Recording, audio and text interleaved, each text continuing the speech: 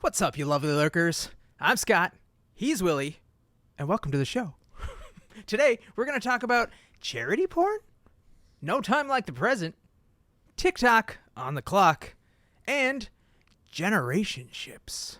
If you like our voices, you can find our faces on YouTube, TikTok, and Instagram, or putting your name in to be the next contestant on The Bachelorette, because neither of us will ever do blackface.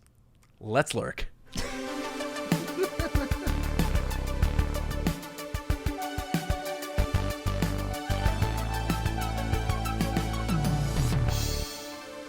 What a week it has been, and what a week it will be. Mm-hmm. I don't know about you, Willie, but unlike Taylor Swift, I'm feeling about 82 with all these new maladies I'm suddenly having. It's one of those really interesting weeks because politicians were way too woke, saying things like Taylor Swift lyrics. You had police injustice happening, and here we are trying to be funny. Couple of jokesters in the middle of flyover country trying to survive. But my hope is that we're trying to, make your life, listener, aka lurker, a little bit better. Just like Mr. Beast. In this video, we're curing 1,000 people's blindness. It's gonna be crazy. Mr. Beast, who is well known in some communities as one of the most influential YouTubers that exists, hundreds of millions of subscribers, donates millions and millions of dollars, gives away tons of stuff. And how is there controversy around him deciding to cure over 1,000 people's blindness? I think it stems back to before he even released the video, there was a big tease about how his next couple videos were going to be unlike anything he's ever done before. And when it first was revealed that he's actually curing people of their blindness, the doctors actually did it. Mr. Beast just paid for it. It rubbed some people the wrong way, and hence why I called this segment charity porn.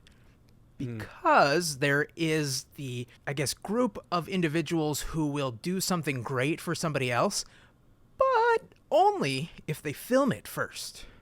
And so I think a lot of people who are not familiar with Mr. Beast are now seeing oh, this guy, he's doing what everybody else does without doing their due diligence. Sure. I think the controversy stems from this. Influencer wants to make a video that shows him looking like the good person. Yep. Hey, I'm the best. I look at all of these philanthropic things that I do in my life.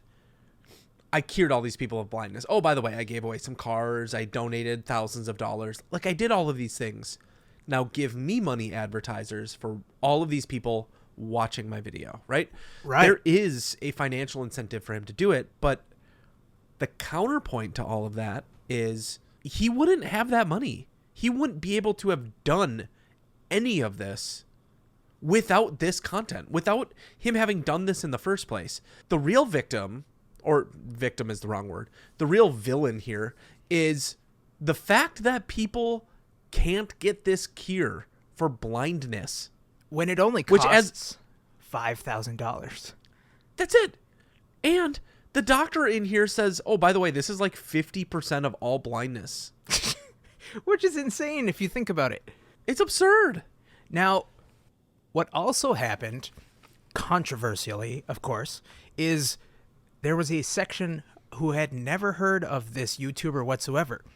Now, I'm going to admit that Willie knows about Mr. Beast more than I do. I do not follow Mr. Beast. In fact, I usually only hear about him when he's doing these incredible trendy things. Donating 1 million trees.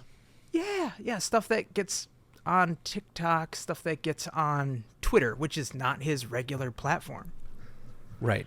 Apparently, there's a subsection of people who think Mr. Beast means he is actually the Mr. Beast, a.k.a. the Lord of Flies, a.k.a. the Lord of Lies, a.k.a. Lil Nas X. Huh? The devil? The devil, that's right. And so because he is curing the blind, they think he's a false prophet. They think he's trying to be Jesus.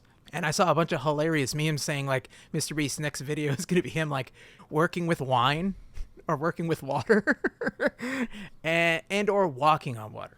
So it was just a bunch of people, and let's be honest, it was probably bots trying to bring him down for some shadow op. You know who you are. Probably. I mean, there's literally somebody who tweeted at the video. Their name was LOL Overruled. What a boomer. That says there is something so demonic about this, and I can't even articulate what it is. Oh. Well, that's just because you don't understand it, and you want free things. I can, though, because honestly, that picture that he's used for the YouTube video, it looks bad. It looks real bad. Mr. Beast, come on. I don't know who you pay for that, but get off of Fiverr, man. Seriously. He probably pays somebody a lot of money to do all of those things. You did not get your money's worth. It looks creepy. No. Try again. But I mean, somebody even said like the coined phrase here is charity porn. Right at the start, it says that something about 50% of blindness is curable. Then to see them just dancing around like it's a talk show charity segment infused with the vibe of modern content tailored to our destroyed attention spans feels viscerally wrong. Yeah, But- quick cuts everywhere in that video. Can we just acknowledge something that is truly important for you to recognize? When you saw the newest trilogy of Star Wars movies, did you think that they were better than the first or the second? Are you talking about the prequels? Yeah, so the first trilogy, then the prequels, and then the newest trilogy. I thought the original three were best. Yeah, it's because they're made for children. These videos aren't made for you. Like, Sophia, you think that these are wrong, and it's because they're not made for you. Mr. Beast, much like Wu-Tang, is for the children. There's no swearing. It's pretty clean cut and dry, and there is a sense of feeling proud to be a part of a community that is so giving to others. In a way where, like, think about it this way. I'm like a 15-year-old. I'm watching this video, and I'm thinking to myself, maybe just one day, if I can get myself into a financial position like this, I can donate this money. I can be a Mr. Beast. I can help these people. Because when you help other people, arguably you can say that it's because you're doing it for them, but it makes you feel good. And I'm glad you brought that up, because the third and arguably most preposterous thing that was brought up about this entire story is that Mr. Beast went onto Twitter and said, why don't we just do this for people if the cost is so low compared to the taxes that these people would then eventually raise, because now they can be fully functional working adults again. And so that, of course, sparked, oh, Mr. Beast is all for universal healthcare. Mr. Beast is a socialist. Mr. Beast is a leftist, wokey, Eminem poppin', demon spawn. I don't know what they want I still from think him. green M&Ms are sexy with boots or without boots. Oh boy. Yeah, I mean the boots off. Let's be honest. It's boots off for me. Yeah. Mr. Beast is not the only person attempting to cure things in people so that we can all have a more fulfilled life. Have you thought to yourself how long you would like to live in this world? I think Provided about you it. didn't have hearing problems or vertigo. I or... think about it every week, at least once a week. More recently, every day. Well, And the answer is as long as possible. So, like, I don't need people tweeting at me. The answer is I want to be immortal, the Highlander. I'm with you. I understand that there are plenty of people out there that are like, I would love to live a normal life. I'd love to live my life, and then when I reach a certain age, I'm Ready. major pain, I'm out of here. Call it good. I don't want to deal with this anymore. But much like you, Scott, I'm obsessed with technology and how things change and adapt, and I just want to, I'm curious. I want to be a part of it for as long as possible. That's right. That picture behind you that made you cry, I want to be around. I want to be around when we get to go visit places like that. That's why. Yes, we'll return to that story in a little bit. But Time Magazine had an article, and this TikToker by the name of Crowfessor, Nice pun. you would. I know you would. Because she likes crows. Of course. But the article says scientists have reached a key milestone in learning how to reverse aging. The article goes on to say that this team of scientists report that not only can they age mice on an accelerated timeline, but they can also reverse the effects of that aging by restoring some of the biological signs of youthfulness to the animal. That reversibility makes a strong case for the fact that the main driving factor in mutations aren't in the DNA, but in something else. And I just want to know what your thoughts are. Like, if we reach a point where this goes into human trials and there is this shift to where you could take a pill and your wrinkles stop, they start to smooth themselves out, your cells start to regain. Essentially what this is saying is it's not that the cells are dying, it's that they lose the information needed to continue on. They get Are you sad and telling depressed. me that I will get to stop telling people it's Maybelline? We will never stop telling them it's Oh, yeah. Maybelline. Actually, Maybelline's probably going to buy into this so that they can continue those commercials. Sponsors. I just want to say that this is something that is very fascinating as somebody who is a fan of science, and the science of anti-aging and reversing aging is so controversial from the scientific community right now, because you have a bunch of people, and one of the persons that I listen to the most is Dr. David Sinclair, who is a Harvard professor and researcher who has been working on this. Epigenetics is like the key term for all of this. What this professor is talking about is 100% what I've been listening to on and off for the past 3 or 4 years. Just like, oh, this is kind of interesting. Oh, this is kind of cool. Oh, they're trying it on animals now. Oh, it worked on small animals. Oh, they're trying it on bigger animals. There was a guest on another podcast I heard that is they're actively using a pill on dogs. And it's working. And it's not like we're going to live forever. It's just prolonging the good years of our life. So imagine if you were 20 years old, 20 years longer. So like you just got to be young and healthy again. Or like you got to stay young and healthy again. Like this new thing you're talking about is really cool because it allows us to walk backwards. Mm-hmm.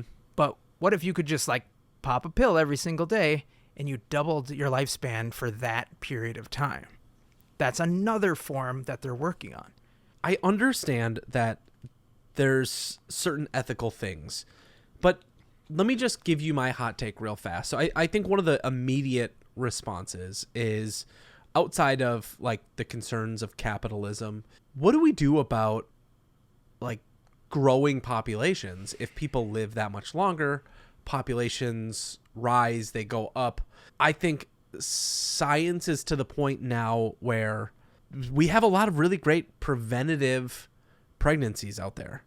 Now, I'm not deep diving down to that topic. I'm saying condoms are pretty readily accessible for now in the United States. Sure. And other things like that, it makes it so that like we can live longer without having an abundance of children. In fact, many countries right now are not birthing enough children. There is a financial incentive to these countries saying, keep them alive longer, keep them in the workforce, keep them pushing, and keep that grind going. We're going to, because you live longer, we might as well do 7-day work weeks.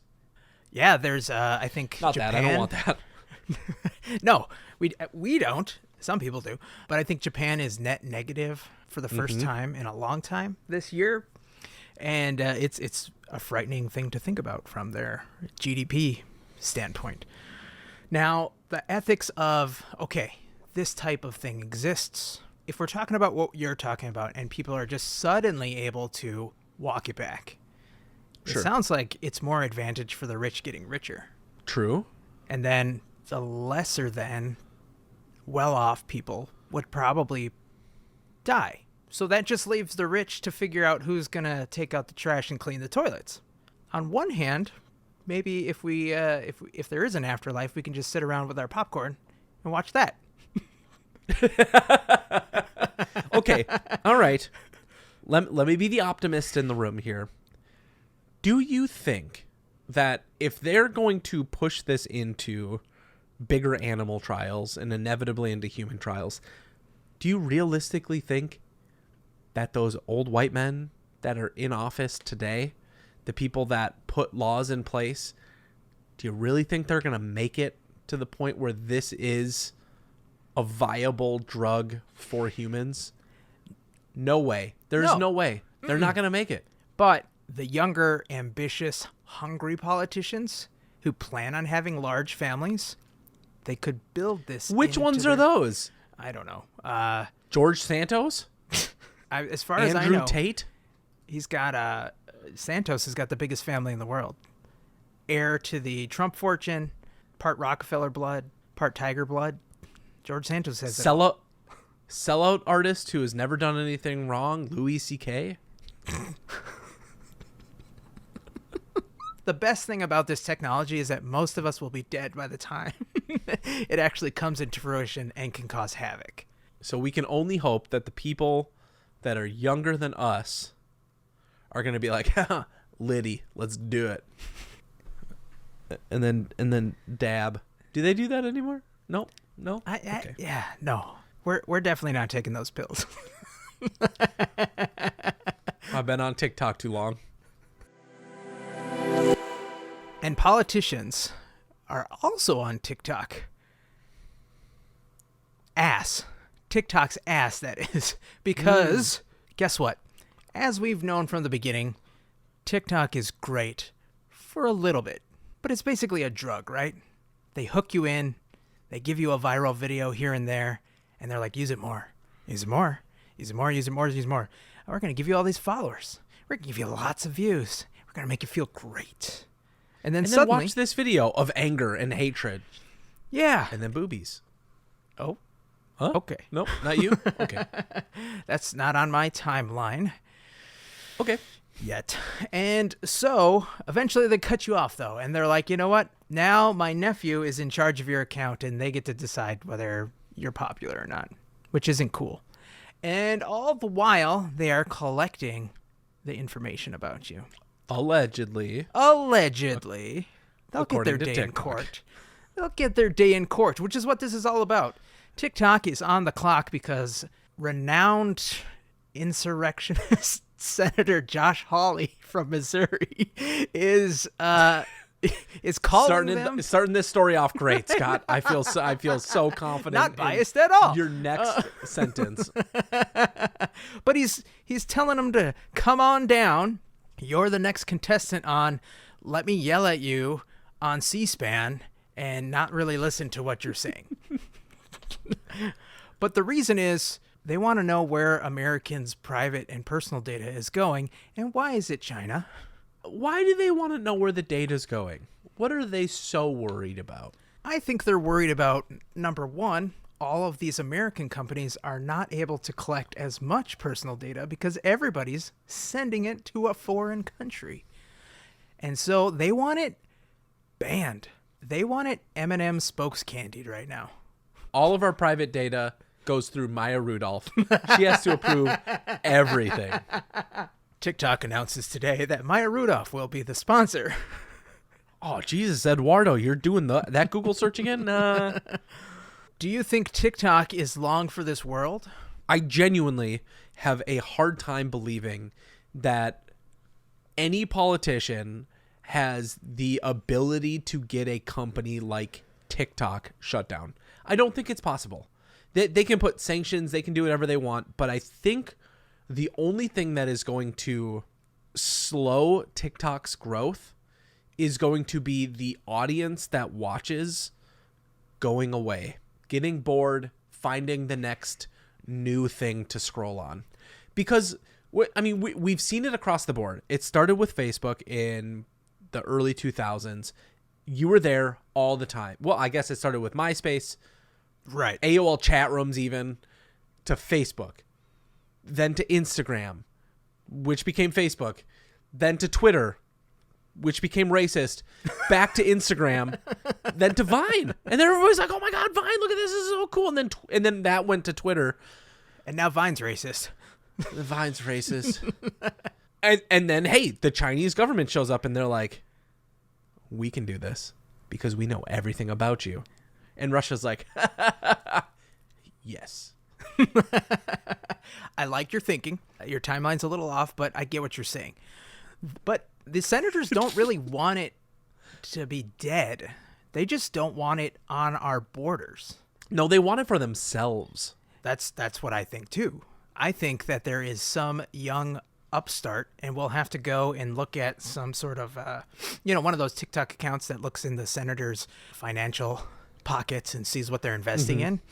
We'll have to see if there's like a young tech startup social media thing like Hive, like Mastodon, that maybe they're investing in so that as soon as TikTok disappears, whoop, something pops And up it goes there. conveniently. This Allegedly. reminds me that we are in an age where real warfare is going to be done digitally nowadays. If you think that it's going to be human bodies on a battlefield, I think you're kidding yourself. I think it happens inside the computer. Are you not watching every single Ukraine, day. Russia? It's not just a soccer match. We don't know if that's real. I'm just kidding. I'm not going to go down that conspiracy theory. Anybody who thinks that they're freaking stupid.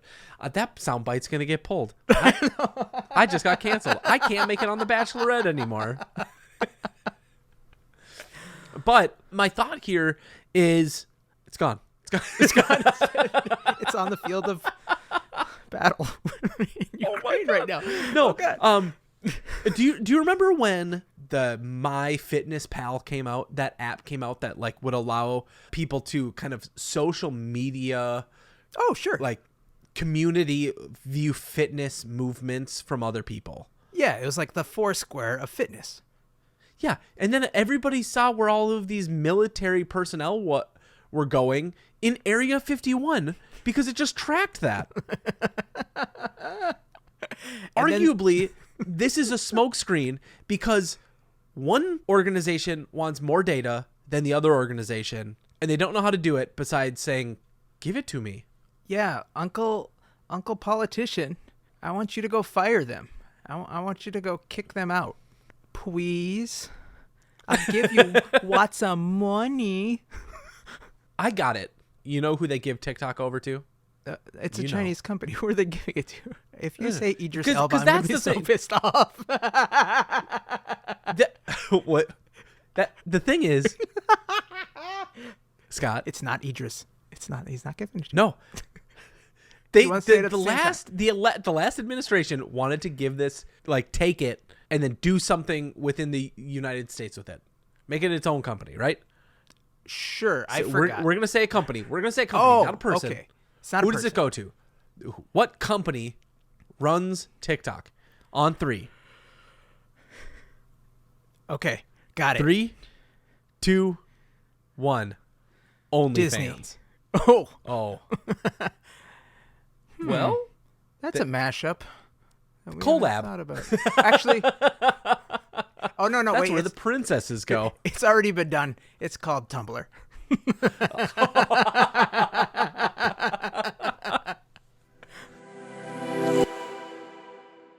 I don't know about you, Scott, but at a certain point, we might just need to get out. We might just need to get off this planet, stop dealing with all of these people, mainly because everybody's going to live forever and they're all going to fight about who has whose data.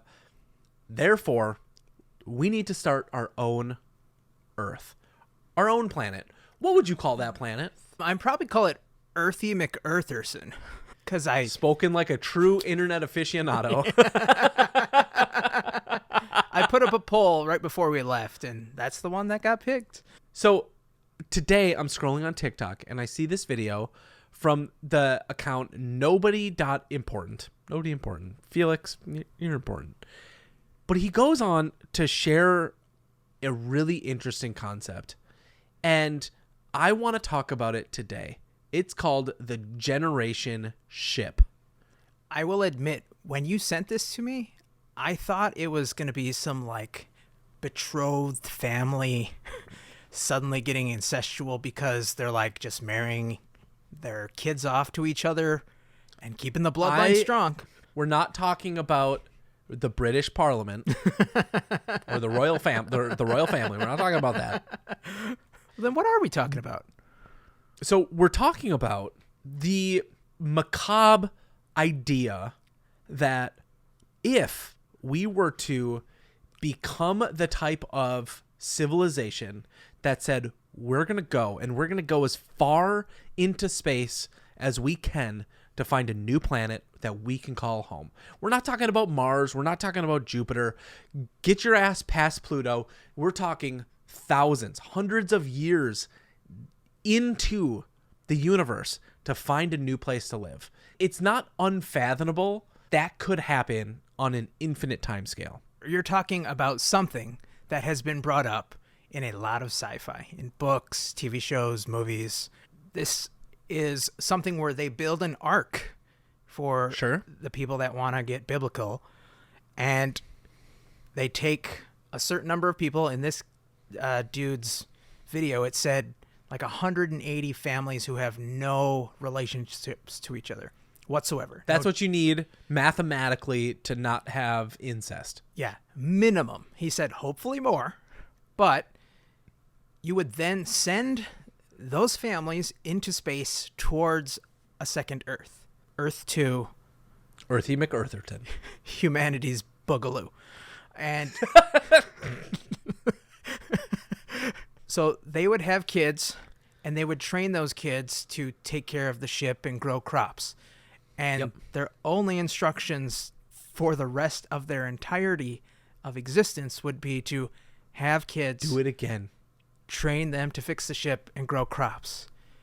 And so on and so forth. And his quandary, he was really having a tough time with this. About halfway through, he says, what if about fifth generation of family, they're just like, why are we doing this?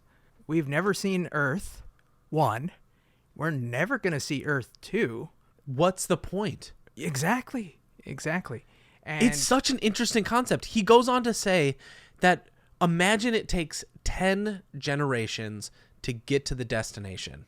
About generation 5, there is nobody alive. 0, provided that this incredible cure for cell stuff doesn't exist. There's nobody alive that remembers what it's like to step on Earth or to know that there is a realistic future ahead of them. They are there to do a task. It's a psychological quandary for sure. I don't think in our present state of mind we could do it. I don't think the next generation of humans could do it. I'm talking about people that aren't even born yet. Mm-hmm. I think in order for us to do something like that, we need to find a way to harness the complete and totality of our own solar system, and eventually build something that travels faster than the speed of light or can bend space. I thought you were going to say find Jesus, but that who knows? Seems more. He might be out there just waiting for us, beckoning, saying, "What took you so long?" I get really stuck thinking about this and the fact that humanity becomes a commodity, that it's all about time. Can we get to this destination in a certain period of time, knowing full well that generation after generation will serve little to no purpose besides starting over? I want to posit this into your mind space, because I popped into the comments, and one of the first ones or top ones is, isn't that what we just call life right now? And isn't our planet that ship? Because, I'm looking at the clock here. It's 2023 in the Gregorian calendar, and nobody's really figured out the meaning of life yet. And all we're trying to do is, A, keep the ship going and fix it, and B, grow enough food for the people who are riding it. Yeah, And but at that's least why- on the ship, at least they're encouraged to have sex. Listen, there's going to be no incels on that ship. Everybody's getting some, okay? All right? Like you're contractually obligated to get it on. Wait. If there are infinite futures, we need to assume that everything is possible. Scott, I'm not following, but keep going. how many generations till literally everybody is gay? Oh. No babies, lots of sex. No babies, But lots of sex. Exactly, right there in the butt. we're also not taking into the accountability that in the infinite amount of possibilities, cloning doesn't exist. Cyborgs, we're talking Cylons, we're talking, that's about all I got. The Borg, those types of things could happen where some old humans that are on the ship that they don't want to go out like this, they build little rocket ships and they splinter off, and suddenly we have, I don't know, humans all over the place. And inevitably, they fall into some sort of wormhole. And when they come out, what are they greeted with? Earth. But then they land, it's all monkeys. Everybody. I thought you were going to say it's all dinosaurs, and they would land and find Adam Driver there, trying to keep one girl alive, like in his upcoming movie, 65. Not a sponsor. Thank you so much for hanging out with us today. Find more of us on our socials, and we'll see you next week.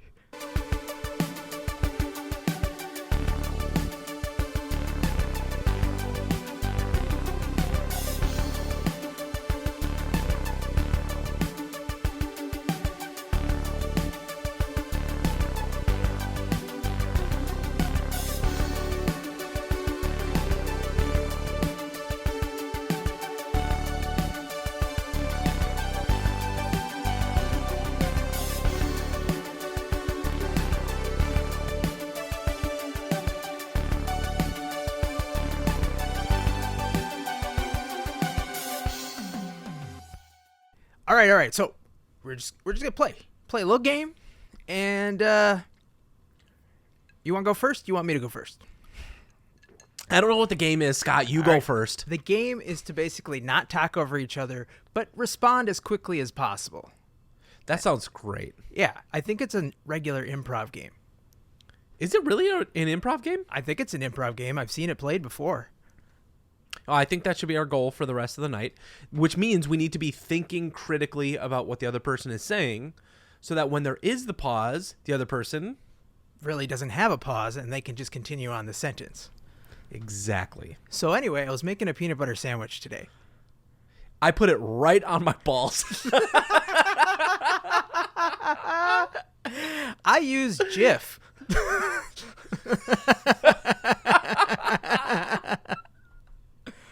And I let my cat lick it off. Which makes sense because, I mean, it's not going to lick itself. But I do come in a jiffy.